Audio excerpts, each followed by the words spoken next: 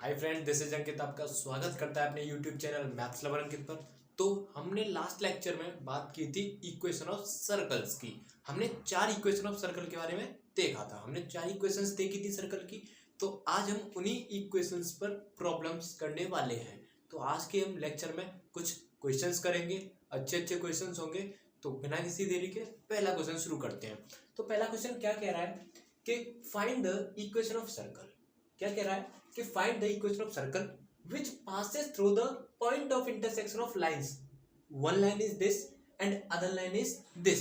तो ये दो लाइन है, इनके पॉइंट ऑफ इंटरसेक्शन से एक सर्कल पास हो रहा है जिसका सेंटर इतना है। तो इसको मैं आपको समझाता हूँ ये कहना क्या चाह रहा है। सपोज करो ये आपका एक सर्कल है, कर लिया सपोज। अब सपोज करो यहाँ पे कोई दो लाइन है, L1 मान लेते हैं इसको। ये लाइन L1 हो गई और कोई दूसरी लाइन क्या है आपकी L2 है। L1 एक लाइन है जो कि ये मान ली हमने, और L2 आपकी ये वाली लाइन है। अब इन दोनों का जो पॉइंट ऑफ इंटरसेक्शन मिल रहा है, इन दोनों का जो पॉइंट ऑफ इंटरसेक्शन मिल रहा है क्या होगा, वो ये होगा। अब इस पॉइंट ऑफ इंटरसेक्शन से ये सर्कल पास हो रहा है। समझ में आया अब तो। और उसका सेंटर कितना दे रखा है 2, -3। सेंटर कितना दे रखा है 2, -3। सेंटर 2, -3 है।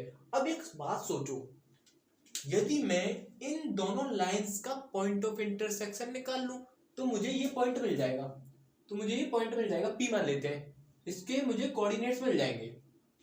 मैंने क्या बोला, इन दोनों लाइन के पॉइंट ऑफ इंटरसेक्शन से एक सर्कल पास हो रहा है। यदि मुझे ये पॉइंट मिल जाए तो सोचो, लास्ट लेक्चर में मैंने आपको एक बात बोली थी कि इन दोनों पॉइंट की हेल्प से हम क्या निकाल सकते हैं, डिस्टेंस लगाएंगे। इन दोनों पॉइंट के बीच में डिस्टेंस फॉर्मूला लगाएंगे और रेडियस आपकी आ जाएगी।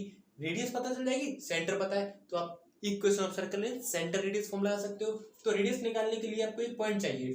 तो अब पॉइंट, अब एक लाइन आपके पास ये है, एक लाइन आपके पास ये है। एलिमिनेशन मेथड का यूज करो और यहाँ से पॉइंट निकाल लो। तो 2x - 3y + 1 = 0।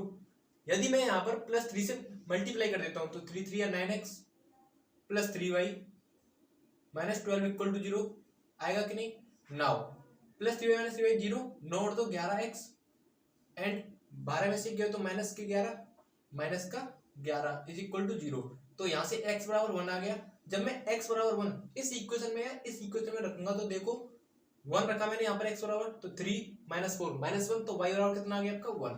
तो x बराबर 1 और y बराबर 1, तो मुझे ये पॉइंट मिलेगा कितना 1, 1। अब यहाँ पर मैं डिस्टेंस फॉर्मूला लगाऊंगा, तो अकॉर्डिंग टू डिस्टेंस फॉर्मूला तो वो हमारा रेडियस मिल जाएगा 2 - 1 का होल स्क्वायर -3 - 1 का whole square. Now under root 2 में से गया तो 1 का स्क्वायर 1 प्लस 3 और 1 4, 4 का स्क्वायर 16 है। तो रेडियस कितना आ गया √17। अब आपको पता है इक्वेशन ऑफ सर्कल इन, तो इसको मिटा दो तो इससे तुमने उसके पॉइंट निकाला था। तो equation of circle in centre radius form आपको पता है क्या होती है, x - a का whole square plus y - b का होल स्क्वायर = r² होती है कि नहीं। आपको x माइनस का a का कितना आपका यहाँ पे 2 है प्लस y, ये -3 माइनस कितना हो जाएगा +3 हो जाएगा, होल स्क्वायर = r² 17। तो बहुत सिंपल था क्वेश्चन। एक बार मैं समझा देता हूँ आपको दोबारा से कि इसने हमसे ये बोला था कि दो लाइंस दे रखी हैं L1 एंड L2, इन दोनों के पॉइंट ऑफ इंटरसेक्शन से एक सर्कल पास हो रहा है। भाई इन दोनों लाइन के पॉइंट ऑफ इंटरसेक्शन से एक सर्कल पास हो रहा है, हमने उसको पास करा दिया, उसका सेंटर भी दे रखा है। अब हमारे पास क्या है कि यदि मैं यहाँ पर एक पॉइंट निकाल लेता हूँ तो इन दोनों के बीच की डिस्टेंस निकाल के रेडियस आ जाएगी। रेडियस पता है, सेंटर पता है, तो इक्वेशन ऑफ सर्कल भी आ जाएगी। इन सेंटर रेडियस फॉर्म आ जाएगी कि नहीं। तो एक और क्वेश्चन लेते हैं, तब तक मैं क्वेश्चन लिखता हूं। तो फर्स्ट क्वेश्चन हो चुका है, आपको सेकंड क्वेश्चन दिख रहा होगा। सेकंड क्वेश्चन दिख रहा है कि नहीं। इस क्वेश्चन में बस थोड़ा सा अंतर है। वहां पर क्या था कि find the equation of circle, यहाँ पर भी क्या है find the equation of circle, पर वहां पर हमसे बोला गया था कि दो लाइंस दे रखी थी। आपको क्या दे रखी थी, दो लाइंस दे रखी थी।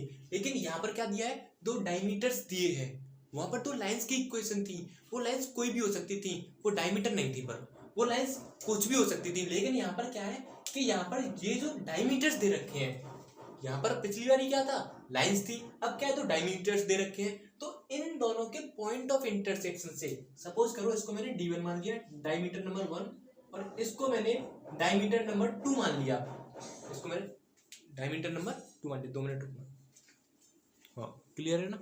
हाँ तो मैं ये कह रहा था कि find the equation of circle which passes through the origin and two of its diameter are given as follows. तो इसके दो डायमीटर्स दे रखे हैं, पहला डायमीटर नंबर 1 मान लिया, डायमीटर नंबर 2 मान लिया। यदि मैं इन दोनों का इंटरसेक्शन पॉइंट निकालूंगा तो क्या आएगा, सेंटर आएगा। यदि मैं इन दोनों का इंटरसेक्शन पॉइंट निकालूंगा, सपोज करो ये D1 है, ये वाली लाइन D1 है और ये वाली लाइन आपकी D2 है, दोनों का पॉइंट ऑफ इंटरसेक्शन निकालूंगा तो सेंटर आएगा। तो निकालते हैं 2x minus 3y plus 3x प्लस वाई माइनस 4 इक्वल टू 0। यदि मैं 2x minus 3y plus 1 equal to 0, now इधर मैं 3 का मल्टीप्लाई कर देता हूँ, तो 3 3 9x plus 3y minus 12 equal to 0। इसको सॉल्व करेंगे तो नोट दो 11x इक्वल टू 11, तो x बराबर 1 आ जाएगा।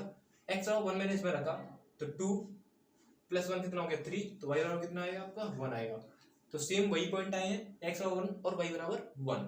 तो x बराबर 1 y बराबर 1 आपका क्या है, सेंटर आया है। क्या है, सेंटर आया है। अब सेंटर आपको पता चल गया इन दोनों। और इसने एक बात और बोली है कि ये जो सर्कल है आपका ओरिजिन से पास हो रहा है, तो यदि मैं इन दोनों पॉइंट के बीच की डिस्टेंस निकाल लेता हूँ तो वो क्या होगी आपकी रेडियस हो जाएगी।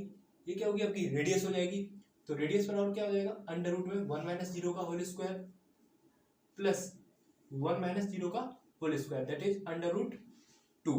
अब आपको सेंटर पता है, 1 1 रेडियस पता है, तो equation of circle in centre radius form x minus 1 का whole square plus y minus 1 का whole square is equal to R square. तो this is your required equation of circle. भाई अगर वीडियो अच्छा लगा हो तो लाइक कर देना, चैनल को सब्सक्राइब कर देना। बाकी मिलते हैं नेक्स्ट वीडियो में।